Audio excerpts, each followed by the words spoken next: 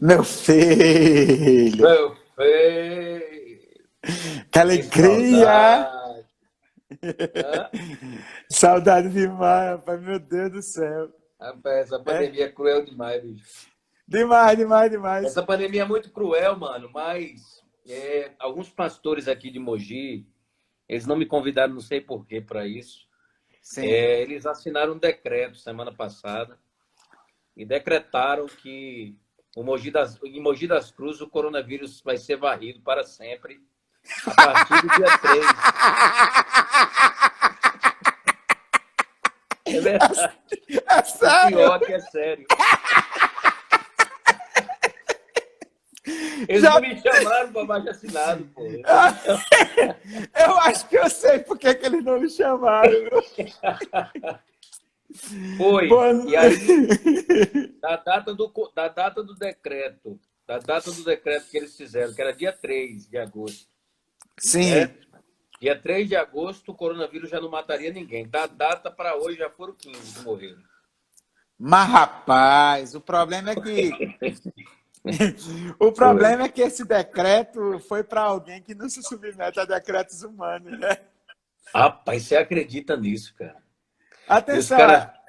a galera que está chegando agora, bom dia para todo mundo. O pastor está compartilhando aqui que alguns pastores de Mogi da Cruz se reuniram, fizeram um documento, um decreto, eles assinaram decretando que o coronavírus estava extinto de Mogi das Cruzes. A Aí partir do dia depois... 3 de agosto, tinha data, viu? 3 de Ah, agosto. eles marcaram data, né? 3 de E agosto. aí, da vigência do decreto até agora, já morreram 15. Ai, 15 já. Deus, Deus tenha misericórdia, meu Jesus. Ai, Senhor. E aí você se pergunta por que, que o evangelho é escandalizado, né, cara? É, feito, É muito complexo. o povo os líderes sabem, muitas vezes faz papel de palhaço, né, cara? E, Faz, e, e, e cara. quer, e quer ser ridicularizado mesmo. Meu amigo, eu ando pensando muito sobre isso, sabe, meu filho? Sim, Ando muito pensando sobre esse evangelho escrachado, esse evangelho que é fruto da chacota, né? Acaba sendo fruto de chacota, né? Porque os camaradas passam dos limites. Né? Eu não sei onde é que eles tiram um negócio desse. De onde eles tiram isso, meu filho? Me responda você que é sociólogo das causas heréticas do. não, na verdade, meu filho, na verdade, e tudo isso é fruto de uma visão de mundo que foi construída no Brasil com a ascensão do movimento neopentecostal, a chamada teologia da prosperidade mesmo. Às vezes, quando a gente chama isso de uma teologia, dá a impressão de ser apenas mais uma, mas na verdade não. Quando você tem uma teologia dessa, ela não se torna apenas uma teologia, ela se torna os óculos através dos quais você enxerga a realidade. Então, esse povo vê o mundo a partir dessa visão. E qual é basicamente a visão? Né? O homem é o centro de todas as coisas e Deus existe para fazer o pleno de realizações e alegrias e prazeres e deleites. Então, tipo assim, a lógica deles é não vá buscar prazer no mundo, vá buscar prazer em Deus. Mas os prazeres são os mesmos, é riqueza, é saúde, é um negócio muito estranho. Então, resultado, uma vez que você parte de um pressuposto doente desse, essa doença se desdobra em muitos outros sintomas, né? Então, tudo que você faz é a partir disso. O mais interessante, meu filho, é que não há um respeito nem às famílias, né, cara? Porque se você vê 15 pessoas perderam agora seus entes queridos, e a maioria dessas pessoas, se lessem um decreto desse, nunca mais queriam saber tecnicamente do evangelho, né? Porque Sim, sim. é uma falsa esperança, uma promessa vã, né? E um grupo importante assinou, né? Um grupo grande assinou, né? Entre pastores, bispos, apóstolos, Sim, sim. enfim, todo esse grupo aí assinando, e eu de fato fiquei bem escandalizado, pessoalmente escandalizado, porque acaba que eu e você somos postos na mesma esteira, né, dessa galera aí. Sim, sim, sim, sim, É sim. complexo demais. Não tem nada na leitura da sociedade que dê para eles uma razão para nos ver de forma diferente. Só que isso, assim, no início antes disso, antes dessa efervescência neopentecostal, com esse foco na teologia da prosperidade, falar nisso, deixa eu me drogar aqui rapidinho.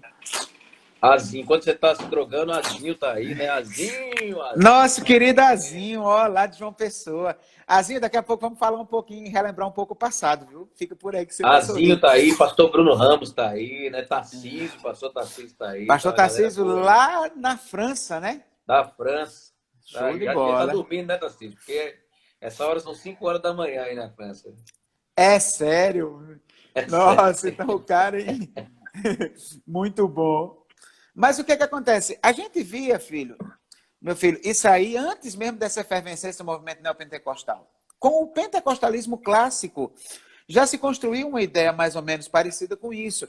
Quando aquele pessoal da Pentecostal Deus é Amor e tudo mais ia nos hospitais e chegava nos hospitais arrancando acesso venoso e dizendo, não, você vai crer, Deus vai lhe curar agora, você não vai precisar disso. Então, houve um tempo, eu me lembro, na verdade não é que houve um tempo, começou um tempo que perdura até hoje, que muitos hospitais não querem dar acesso a evangélicos, não querem dar acesso a pastores para fazer visitas, oração, capelania. É a maior burocracia do mundo para você conseguir acesso a um hospital. Por causa disso, então, uma teologia doente traz consequências terríveis. E constrói uma realidade que põe a gente, todo mundo, como farinha do mesmo saco. Mas É complexo, meu filho. É complexo e essa teologia mais humanista, né, que hoje está sendo pregada, e eu creio que vai aí bebendo das mesmas fontes, né, só que com a outra perspectiva. Agora, já que não está dando certo, e o coronavírus, né? Um camarada desse, veja que loucura, que contrassenso. O coronavírus vem e a igreja do camarada fecha as portas e ninguém se cura na igreja, pelo contrário, pessoas morrem. Então, o cara promovia culto de cura, o cara promovia culto... marcava o dia que o Espírito Santo ia estar lá, né? Interessante, né? 7h30 da noite da terça-feira que vem, vamos ter o culto dos milagres aqui. Então, o Espírito Santo, ele marcou a agenda do Espírito Santo, sabe como é? Ele determinou a agenda do Espírito. O Espírito chega e diz assim, 7h30, eu não vou fazer mais nada porque eu vou estar na igreja tal, que me mandaram estar lá para fazer cura. Aí, toda aquela papagaiada que acontece lá e tal, o coronavírus, tudo aquilo é mentira. E quando o corona está aí diminuindo, né, aí o seu... Diminuindo não, digamos assim... Num platô. Muitas pessoas pegaram e, tecnicamente, o platô acontece, o corona está aí no seu platô e matando um monte de gente, o camarada me vem com um decreto desse, né? Aí o camarada vem e decreta que o corona está morto e vai ser varrido da cidade de Mogi das Cruzes e tal, e etc. Resultado, os camaradas caminhando na mesma linha, na mesma ideia de cura, de milagre, libertação, por mais contraditório que isso pareça. Sim, então, sim. Esse abalo, né, a nível da questão da cura, dessas perspectivas aí do neopentecostalismo, vem essa ideia mais humanista do coaching, do evangelho do coaching. E aí queria também que você tecesse, se você puder tecer um comentário sobre quais são, pastor Emanuel, as possíveis, né, consequências e desdobramentos de uma teologia como essa na sua visão, na sua maneira de ver. Sim. Antes de falar isso, deixa eu só comentar uma coisa que a Renata Pares colocou aqui. Renata, existe a lei de entrada de pastores em instituições hospitalares, só que a lei diz o seguinte, a critério da instituição. Tem essa sentença lá na lei. E uma vez que essa cláusula está lá, então a instituição se dá o direito de regular isso como ela quiser. Então, por exemplo, para você ter uma ideia, Renata, eu fui barrado no Hospital América aqui. Tá entendendo? Cheguei lá, mostrei a carteira de pastor e o cara disse, visita religiosa só das 17 às 17h30. Meia hora no dia, só. Aí eu disse, mas como? A lei me dá direito. Aí o cara olhou na minha cara e fez, o senhor já leu a lei? E aí eu comecei a Você, gaguejar, porque eu nunca tinha você, lido. você, você é doutor em psicologia? Então, você já leu? O senhor já leu? O senhor conhece a lei? Aí eu disse, eu sabia o número da lei, a lei tal, né? Porque eu tinha. Aí ele disse, pois eu recomendo que o senhor leia. Aí quando eu li, vi lá, Renata, a critério da instituição. Aí sabe o que foi que aconteceu? Você vai rir agora, Renata. Aí eu fiquei todo sem graça, guardei a carteira de pastor e eu fiz. E se eu quiser fazer uma visita normal, como pessoa normal? Não, como pessoa normal, pode entrar. Aí pode.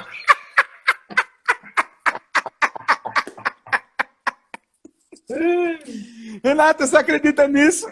Pois aconteceu isso no Hospital América, aqui em Mauá. Eu passei por essa situação. Como eu nunca tinha parado para ler realmente a lei, aí eu fui ler e vi isso. É a critério da instituição. Então, assim, de certa forma, isso tem acontecido e o acesso tem sido fechado em algumas instituições por causa disso aí. Mas nessa questão da teologia coaching, meu filho, eu vejo claramente que são, tipo, apenas roupas diferentes para a mesma heresia, né? Para a mesma heresia. A mesma heresia, por exemplo, que fez o iluminismo matar Deus, né? Quando põe o homem no centro, a mesma heresia que fez surgir a teologia liberal do século XIX. É a centralidade do ser humano, uma visão de mundo, um pressuposto básico que olha para tudo. No caso, por exemplo, na minha opinião, isso se desenvolveu assim. Quando a teologia da prosperidade, quando essa visão de mundo humanista surge já no movimento pentecostal, a ênfase era da experiência sensorial, aquelas experiências de línguas, profecias e tudo mais. Quando surge um movimento, mas qual é a ideia? A vida com Deus é o que você sente. É essa experiência de transe, de êxtase, de prazer sensorial. Aí o movimento neopentecostal traz isso para uma esfera mais de cura física. E aí foi quando surgiu a Igreja Universal do Reino de Deus, né? Como surgiu a Igreja Universal do Reino de Deus. Eu me lembro, eu sou mais velho do que você, talvez você não vai lembrar isso, mas eu me lembro as imagens passando na TV das conferências que a Universal fazia nos estádios. Eram estádios de futebol lotados e eles mandavam o povo jogar fora os óculos, jogar fora a cadeira de roda, jogar fora um monte de coisa. E no final eles recolhiam um monte desse material. Era um negócio impressionante. Levava o aleijado para cima do palco para fazer o milagre do aleijado ficar em pé. Então a ênfase era muito forte nisso.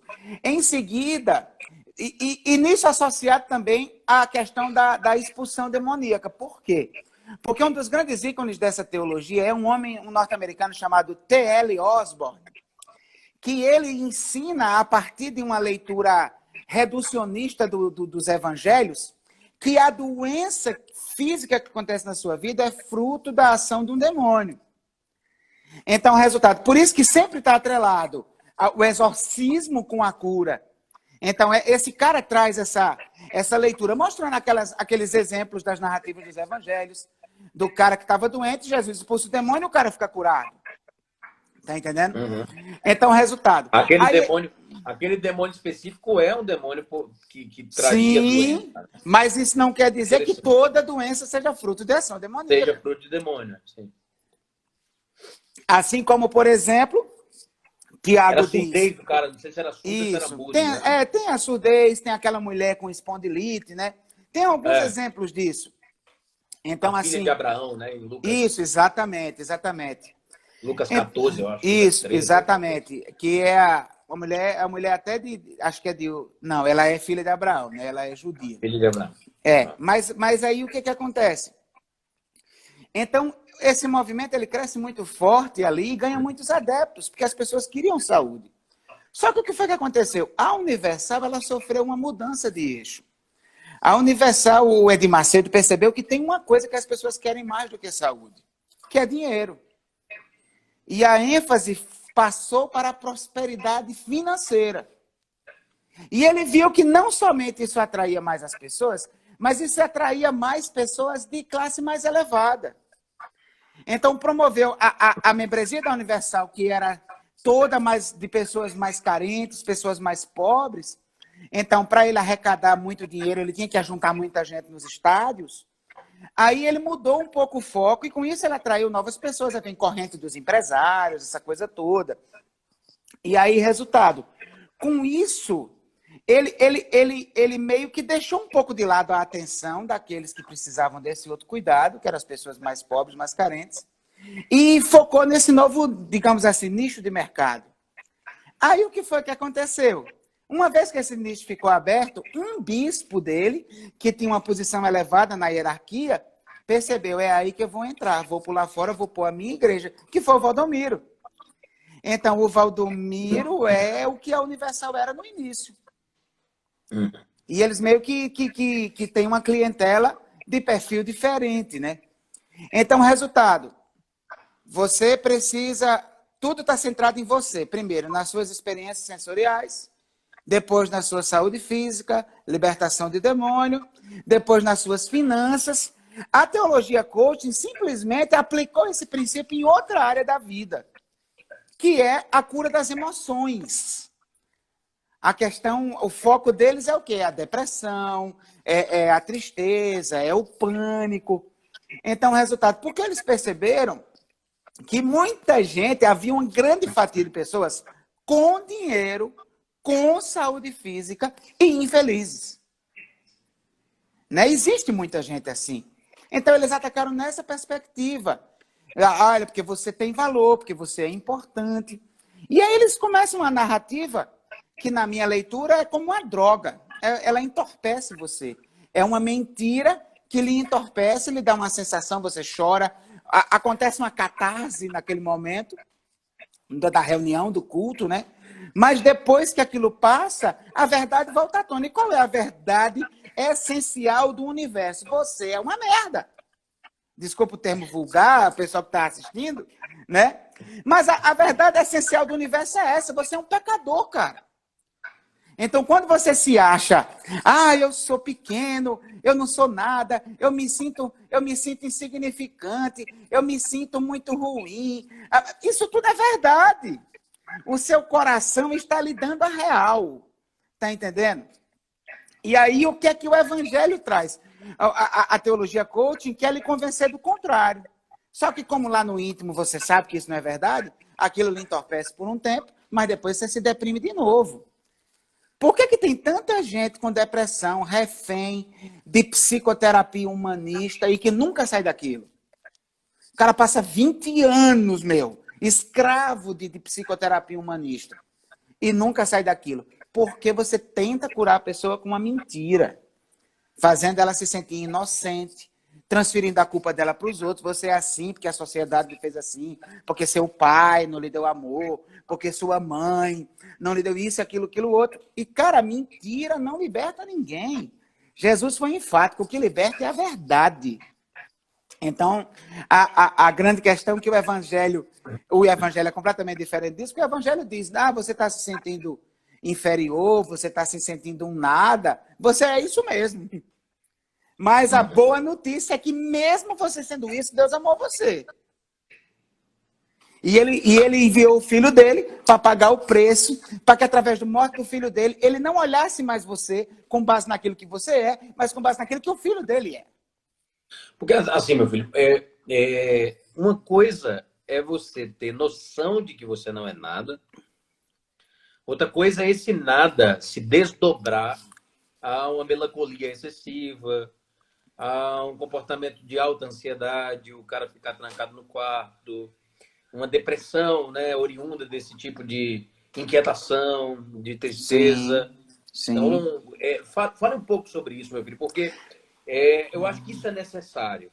Sim. Porque, veja só, nós somos extremamente desequilibrados. Então, o fato de você ser nada, o que é esse negócio aí? Então, já que eu não sou nada, deixa eu mergulhar mais fundo na porcaria. Já que eu não sou nada, deixa eu mergulhar mais fundo no oceano do esgoto. Tá entendendo? Deixa eu ir para algum entorpecimento da vida para ver O que significa ser nada? Porque você vai me dizer para ser nada não é nada, mas peraí. Há uma Não. função da parte de Deus. Porque Isso. esse é o ponto-chave, meu filho. Porque a teologia do coach vai dizer assim, você tem o valor, o Espírito Santo se move em você. Você é precioso, mais puro do que o ouro de Ofir.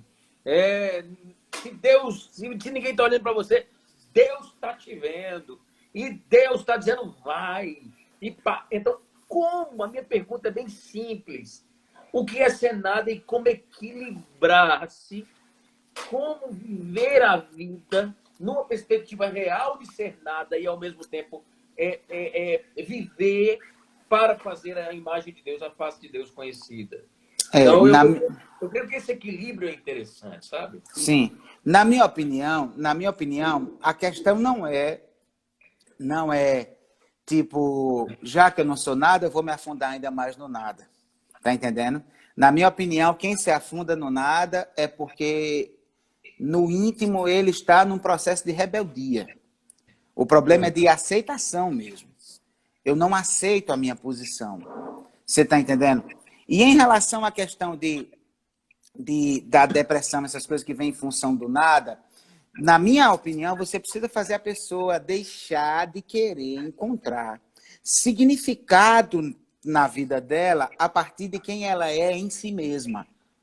E passar a fazer ela enxergar o significado na vida dela a partir do amor de Deus por ela e do plano que Deus tem para a vida dela. Então eu tiro os olhos de mim.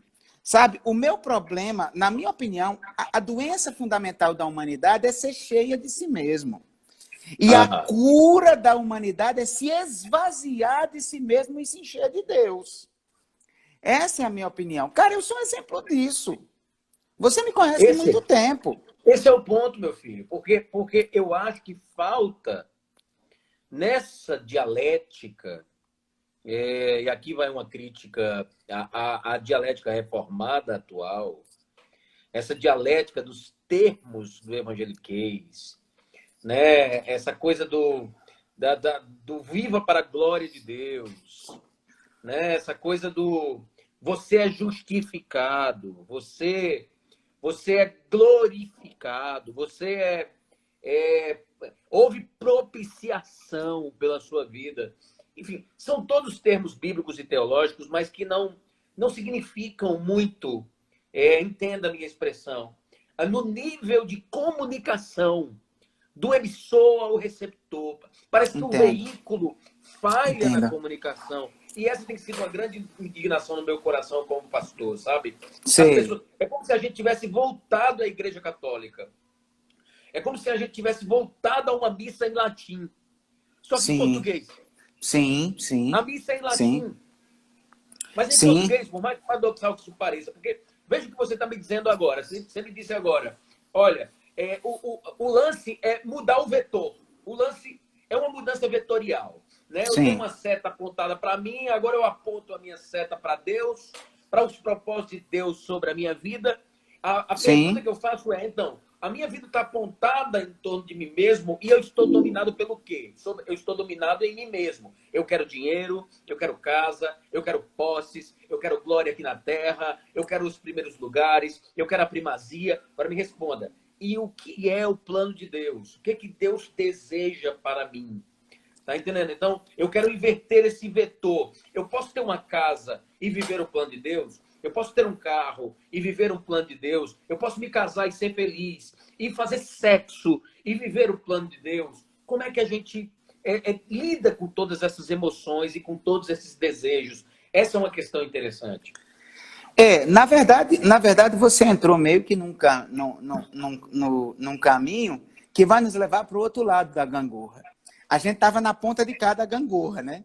Lembra de gangorra, né? Aquele brinquedo assim. Lembro. A gente estava na ponta de cada gangorra, a ponta da teologia coaching, dos desdobramentos da teologia da prosperidade. Aí você correu para o outro ponta da gangorra, para essa teologia reformada, neopuritana dos dias de hoje. Do cara que prega apontando o dedo para o povo e destilando uma ira eu não estou encontrando a palavra mais adequada aqui, de justiceiro, né, de Deus. Meu filho E aí, merece resultado. uma pausa. Meu filho, acho que merece uma pausa, dar um oi para esse homem de Deus. João Alexandre é uma bênção. E que bom que você está aqui com a gente, muita João. honra de vê-lo aqui com a gente. Deus abençoe sua vida. Opa, um prazer grande demais, uma honra grande demais. Um abração, João. Cara, João, eu tô doido que esse negócio passe, cara, para você vir de novo aqui, pra gente ter uma noite maravilhosa como aquela aqui na PIB de Mauá, cara. Nossa, foi sensacional. É, sensacional demais. Mas, então, como eu estava falando, a questão qual é? A minha crise, cara, a minha crise com essa galera que você está mencionando do outro lado da gangorra, é que eles não entendem a teologia como... Aliás, eles não entendem a função deles de teólogos como uma prestação de serviço às pessoas. Eles entendem a função deles de teólogos como uma prestação de serviço à teologia. Então, resultado, para eles, se eles estiverem honrando... E aí vem o abuso desses termos técnicos, como você mencionou. Se eles estiverem honrando a sã doutrina, honrando a tradição, honrando os pais da igreja, e sendo agostinianos, e calvinistas, etc. e tal, e Jonathan Edwards, e John Knox, e etc, etc, etc. Com isso, eles estão cumprindo a missão deles. E, na minha opinião, isso não é verdade. O nosso papel como pregadores é de traduzir a verdade para a língua do povo. Sim. Então, para mim, o grande ícone disso foi o Dr. Russell Shedd. O Dr. Russell Shedd, ele foi o maior campeão que eu já conheci na vida de transmitir verdades profundas em linguagem simples. Então, resultado, aí nós temos dois lados da gangorra que são igualmente nocivos e inoperantes para a missão de Deus, para os objetivos de Deus com a sua criação. Então, acho que o nosso caminho é estar no meio dessa gangorra, sabe? E aí, a ideia qual é? A verdade é a mesma verdade do lado de cada gangorra. A glória de Deus. Cristo no centro. Deus no centro. Tá entendendo? Mas eu não estou prestando serviço a Lutero, velho. Eu não estou pregando para Calvino. Eu não estou pregando para esses caras. Eu estou pregando para as pessoas. Eu preciso alcançá-las. Eu preciso traduzir a verdade do evangelho para elas, em termos compreensíveis e atuais. Então, essa que é a grande questão. Se eu fizer isso, eu vou poder alcançar essas pessoas. Em relação à colocação que você fez, o que é ser um nada?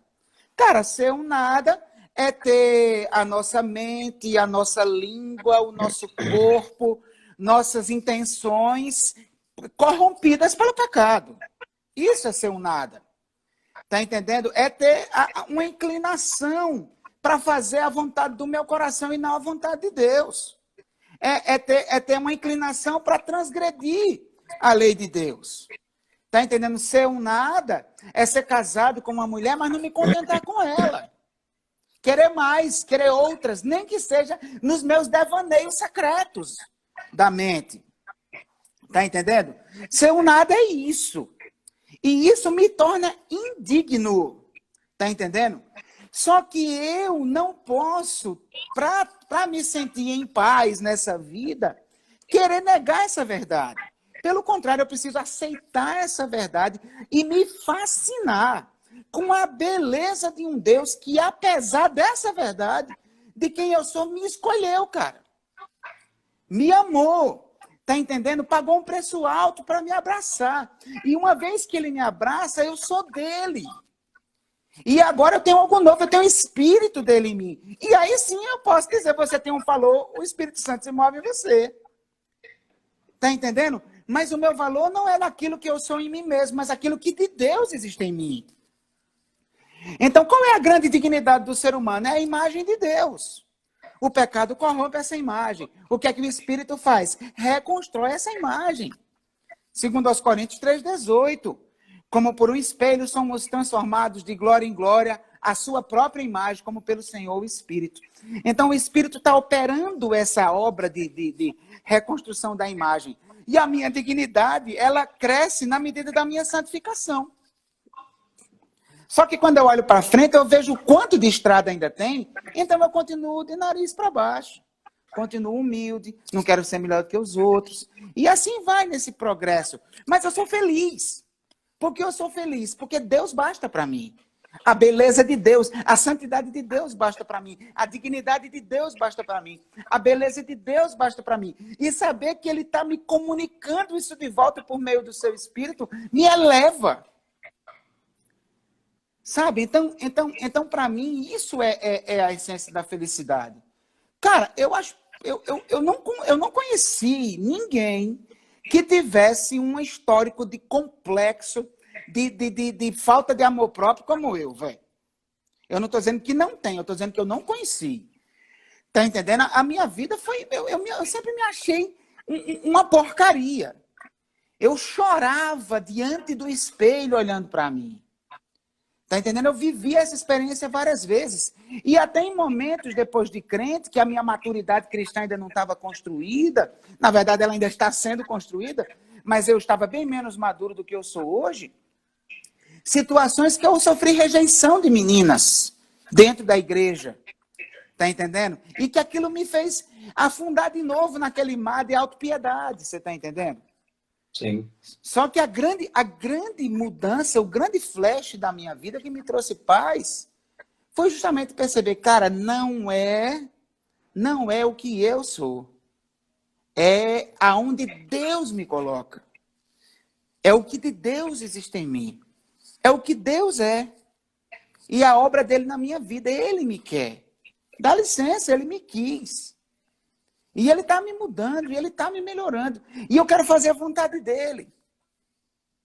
Sabe? E a aprovação maior que eu quero é a aprovação dele. É uma mudança difícil, filho, demora. É uma estrada de discipulado para você ir percebendo isso. Mas, cara, não pode ter caminho mais seguro para encontrar paz do que isso. Aí vem a outra questão que você colocou. Ser feliz no casamento, ter uma casa, ter dinheiro, ter isso, ter aquilo. Cara, presta atenção.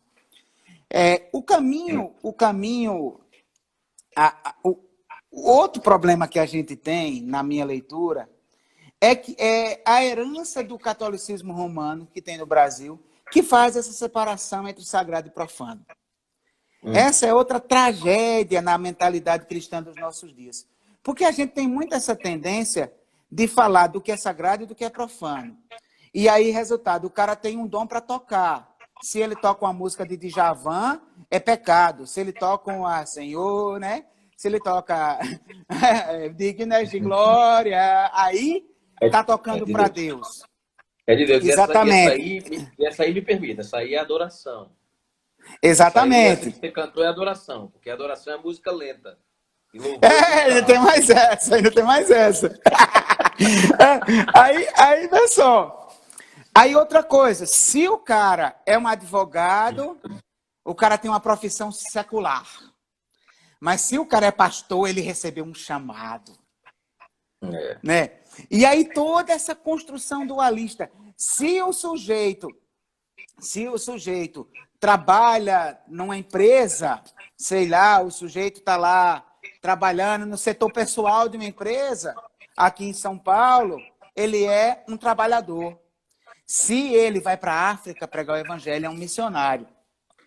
Então, essa construção é fruto dessa ideia. Cara, isso não existe. Na Bíblia, Deus é dono de tudo. Tudo é sagrado. Do Senhor é a terra e a sua plenitude. O mundo e os que nele habitam. Então, Deus é o dono de todas as coisas. Então, resultado, é sagrado você ser um dentista. E por que é sagrado? Não somente porque você vai pregar o evangelho para o cara que está na sua cadeira. É sagrado porque você está cuidando de um dente de uma pessoa que foi criada à imagem de Deus. Então você está prestando um serviço para Deus. Essa é a lógica.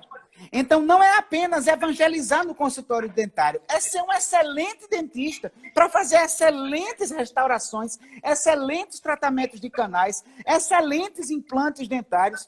E com isso, Deus ser glorificado com bocas mais belas. Então essa tem que ser a nossa mentalidade. Tudo que eu faço é para Deus.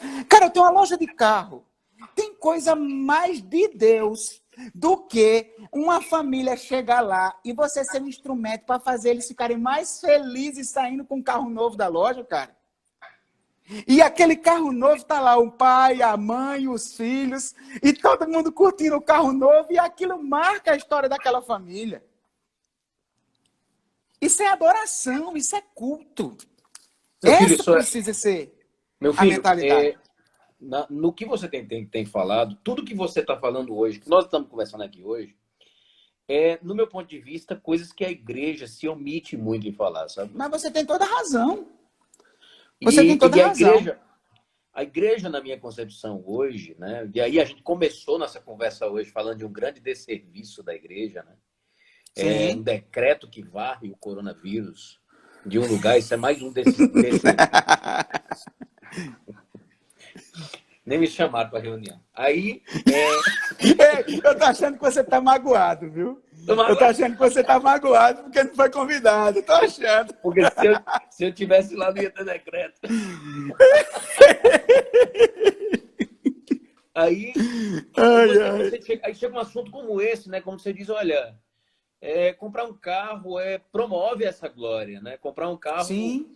Comprar um carro do projeto de Deus para a humanidade também, né? Nessa própria Imago Dei, essa intelectualidade, esse raciocínio que Deus deu ao homem para gerar conforto, para gerar proteção, para gerar cuidado, tecnologia, etc, Sim. etc, etc.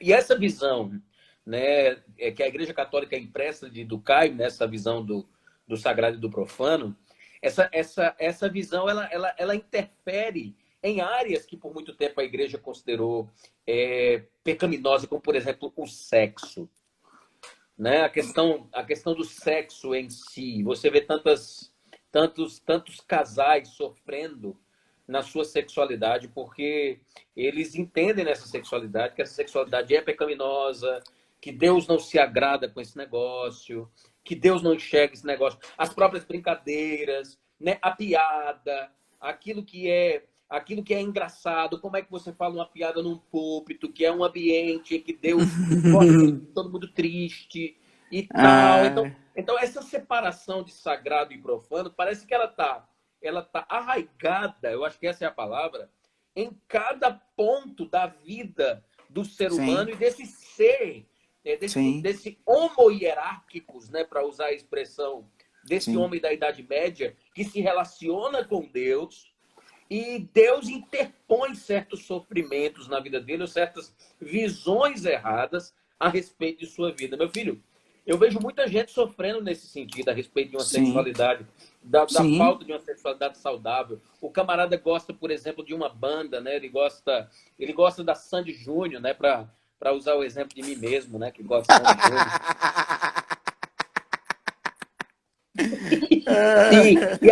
E aí o camarada, ele não pode ouvir uma live da Sandy, ele não vai no estádio ver a Sandy, por quê? Porque é um pecado surreal, né? Sim. Você não pode escutar a Sandy, você depende da forma, acho que Deus só se agrada na sexualidade, aquela que ninguém fala nada, aquela do papai e mamãe. Não, nem isso, ele não gosta muito, não. Então, meu filho, fale um pouco sobre eu acho que a expressão é esse destravamento. Eu acho que você tem que ampliar mais esse senso dessa coisa do sagrado e do profano, porque não basta dizer apenas do carro, mas esse negócio está engendrado no coração das pessoas. É verdade, E precisa ser ressignificado. Na verdade, ressignificado não. Ele precisa ser aprendido da maneira correta. Sim, é verdade. Da forma correta. É verdade. É desconstruir um aprendizado equivocado. Olha aí, a Renata foi pro show de Sandy Júnior. Ela disse que gosta pra caramba. Renata. Tamo junto aí, né? Turo aqui dentro. E deixar... Turo, quando você... sei lá, esqueci agora. Queria aproveitar para mandar um abraço para Camila, que está assistindo a gente lá de João Pessoa, a Camila Falcone. Né? Um amor de pessoa. Camilinha Falcone. Que faz parte da nossa história. Menina sensacional, louvado seja Deus. Deus abençoe, Camila. Beijão, tá? Bom te ver, Camila. Aproveitar, Pastor Segundo, é muito bom ouvir o Senhor, sempre verdadeiro.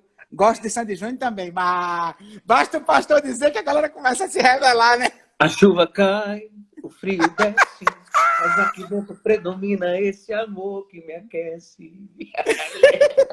Meu filho, nessa parte, infelizmente, eu não acompanho vocês, não, porque eu acho que seja pecado, mas porque eu não conheço muito mesmo. A única coisa que eu conheço...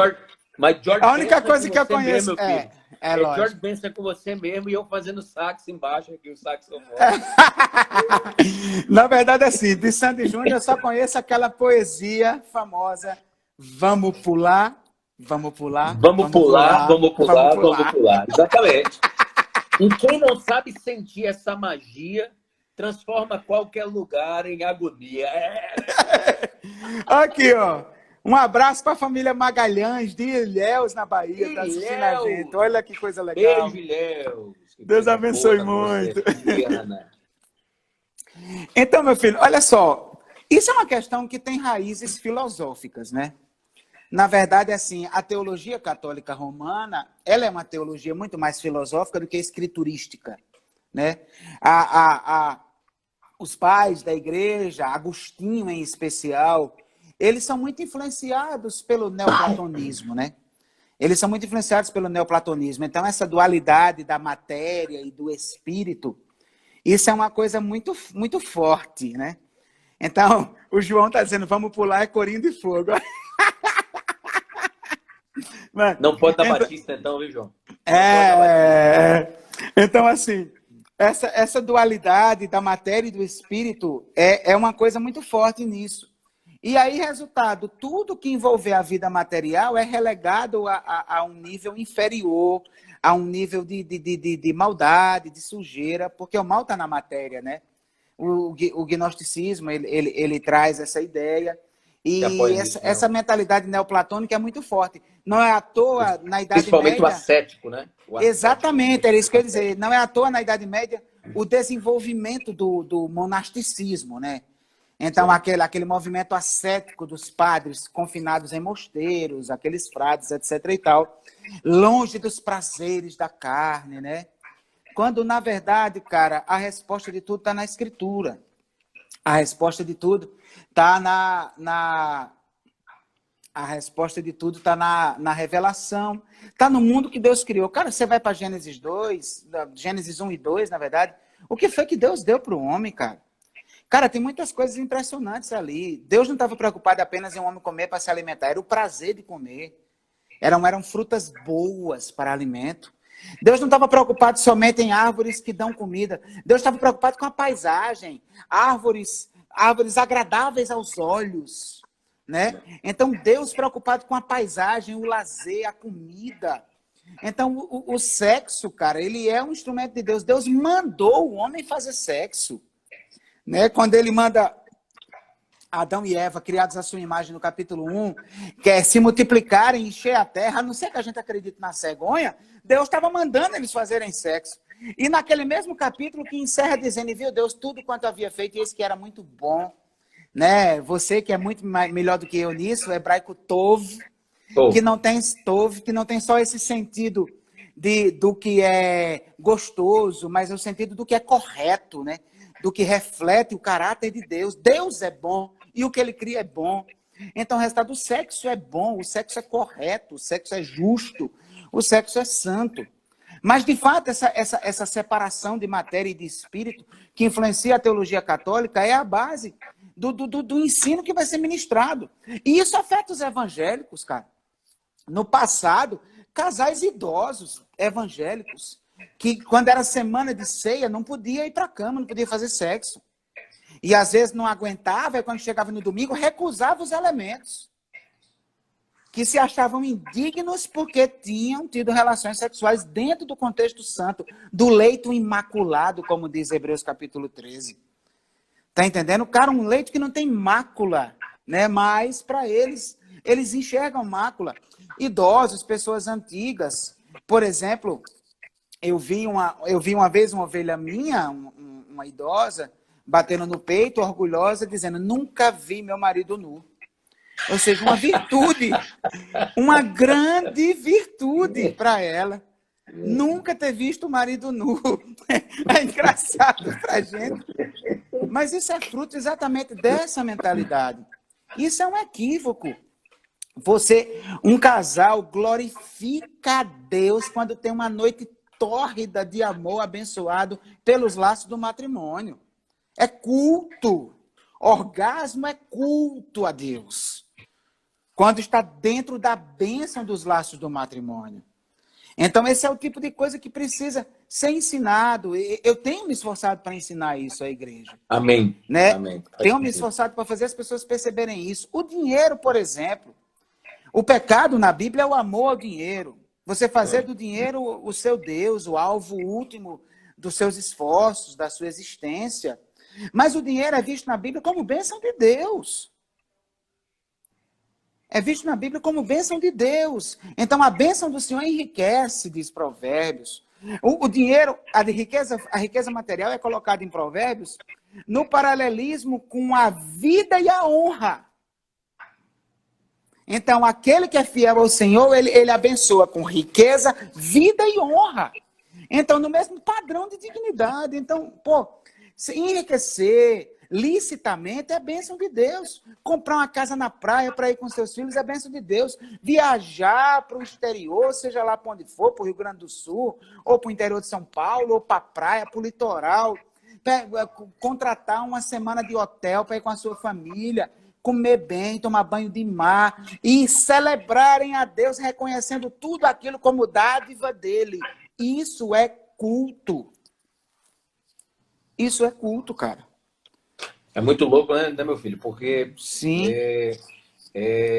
Isso sabe quantos pastores... Me permita, quantos claro. pastores, cara, encheram suas ovelhas de culpa porque no domingo o cara foi pro culto. Eu digo isso mais no nosso contexto de Nordeste, de litoral, né? Nosso contexto de João Pessoa. O cara que trabalha de segunda a sábado se deu ao direito de, no domingo de manhã, ir com a família para a praia e ir à noite no domingo, ir à noite para o culto. E chega lá no culto, vê o pastor chamando ele de infiel, porque não estava no culto de manhã. Como se culto só fosse aquele momento de reunião pública do povo para entoar louvores e ouvir o ensino da Escritura. Que não é sagrado, né? É sagrado. Isso, culto é vida. Culto é vida. Culto é todos os dias.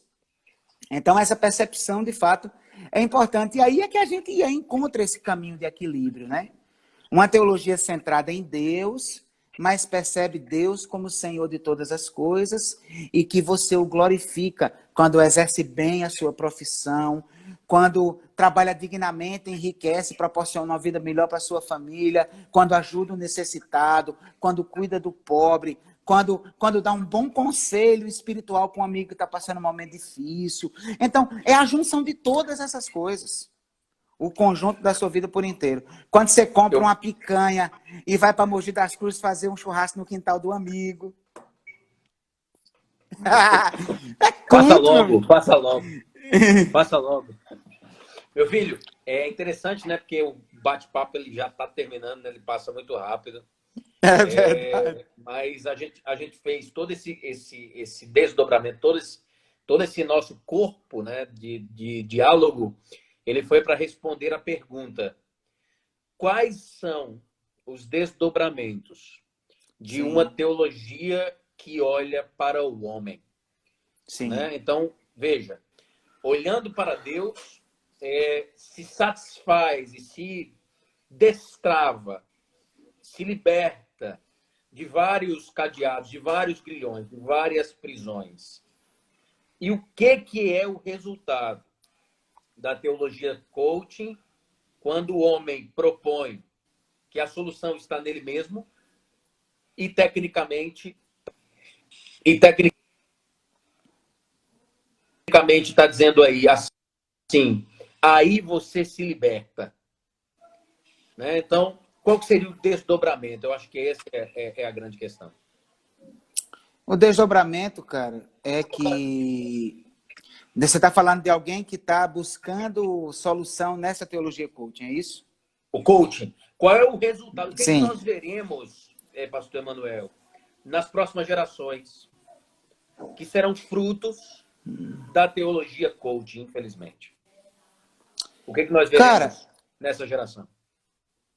O que nós já vemos hoje como fruto de outras roupagens diferentes dessa mesma heresia, cara.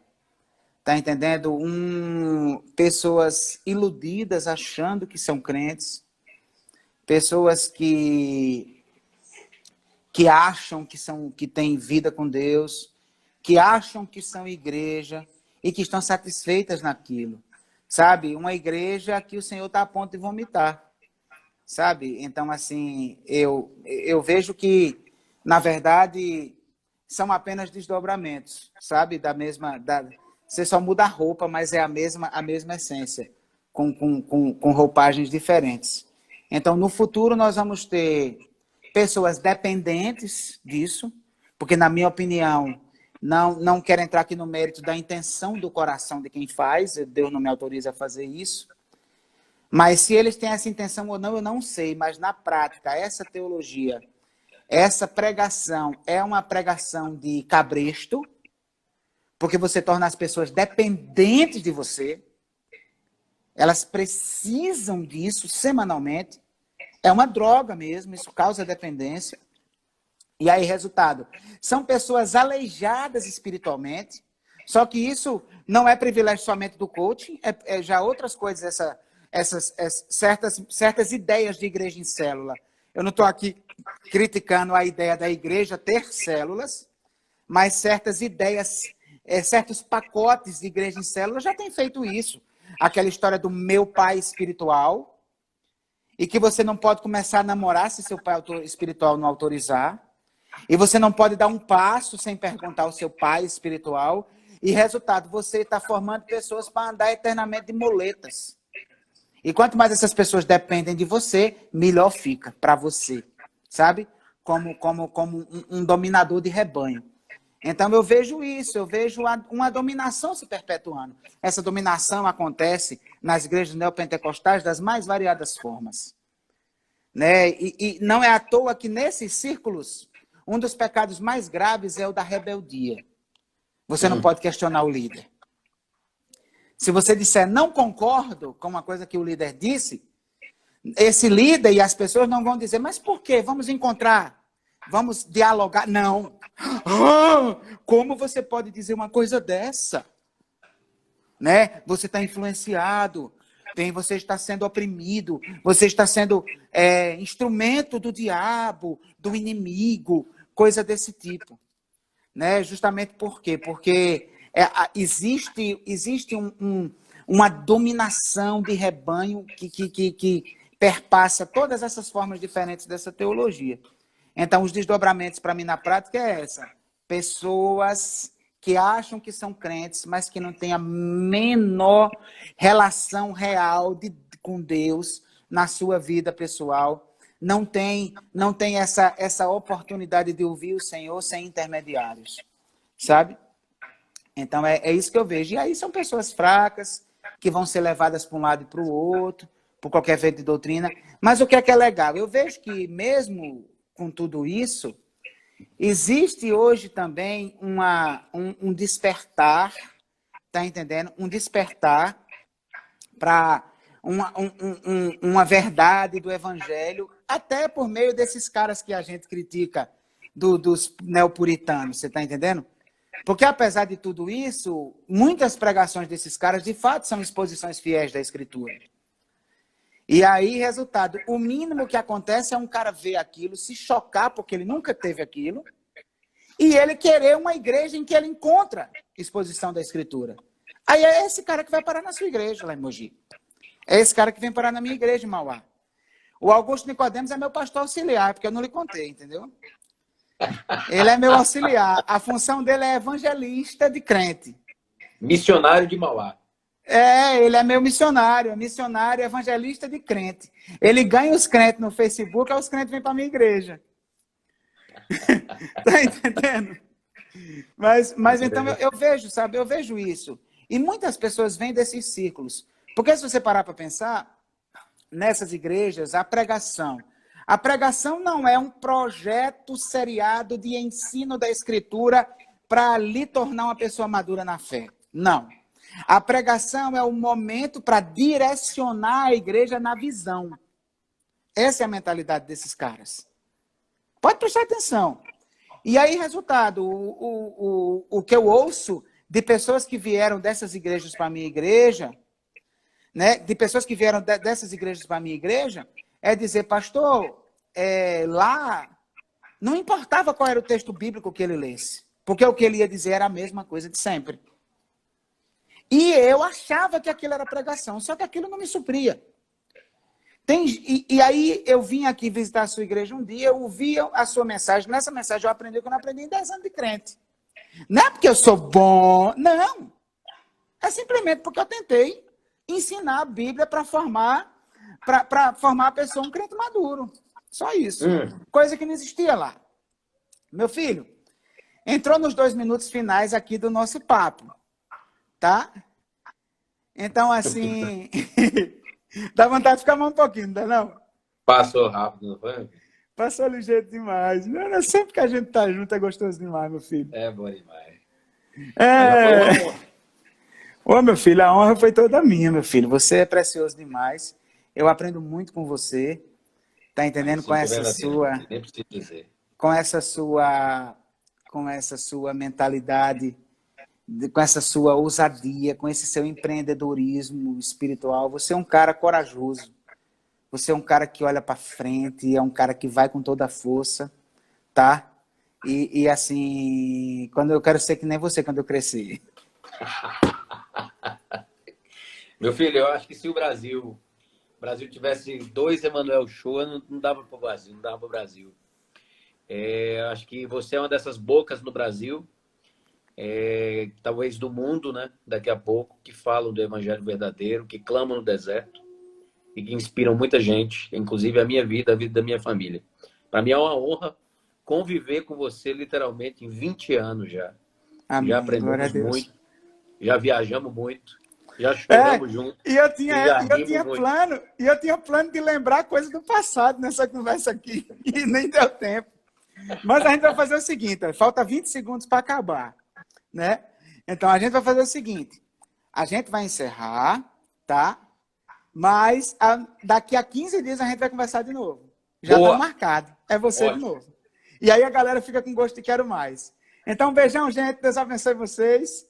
Valeu, até gente. A próxima. Deus abençoe. Meu filho, um beijão. Amo você demais. Beijo, tchau, gente. Te amo.